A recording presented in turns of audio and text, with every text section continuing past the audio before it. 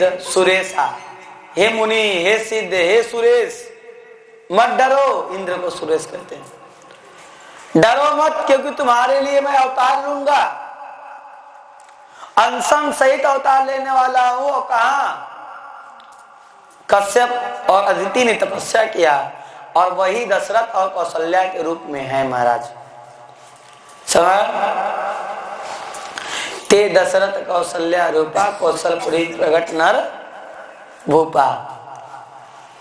कौशलपुर में प्रकट हुए महाराज। और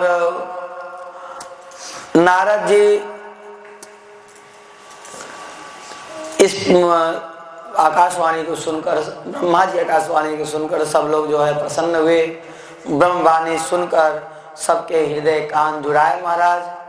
सब सोचने लगे बस काम हो जाएगा। देवता लोग खुशी के मारे उछल रहे हैं। तो देवताओं से कह दिया, देखो देवता लोग, ये मत सोचना कि तुम्हें कुछ नहीं करना पड़ेगा।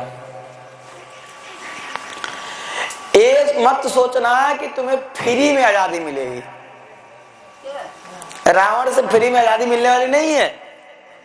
तुम भी बानर शरीर धर के, और क्योंकि बानर ये सहायता करेंगे। नारद जी ने श्राप दिया है कि बानर इस करिए कि इस सहाय तुम्हारी।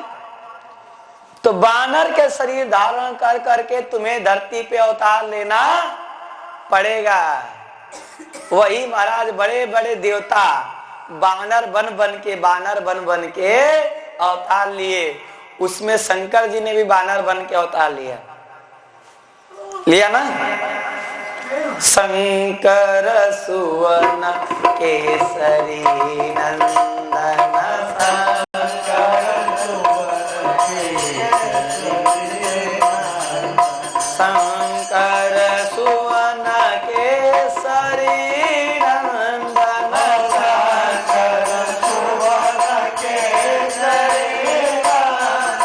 शंकर सुवन केसरी नंदन, शंकर सुवन केसरी नंदन। शंकर सुवन केसरी, बस इतना ही करना।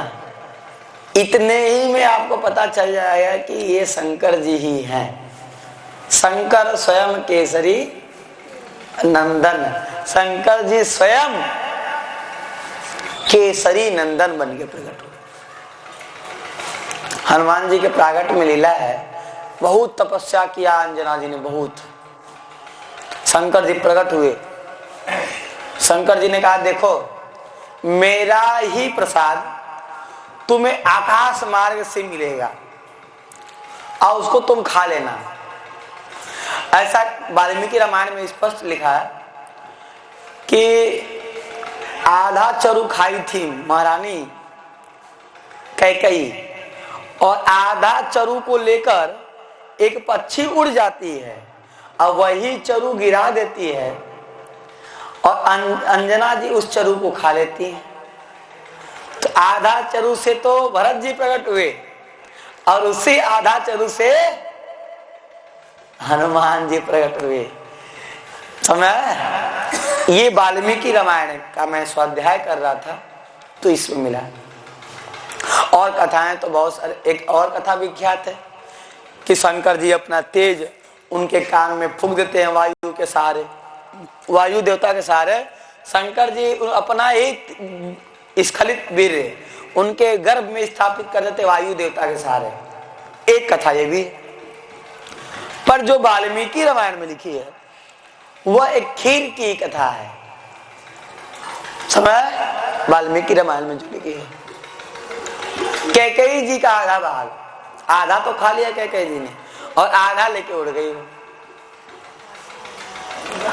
तो हनुमान जी भी राम जी के एक नाते भाई हुए, नहीं हुए?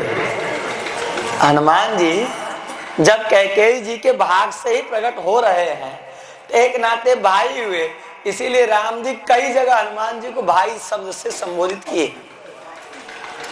भाई शब्द से कई जगह संबोधित भी किए। तो अलग अलग लीलाएं हम जो पढ़े हैं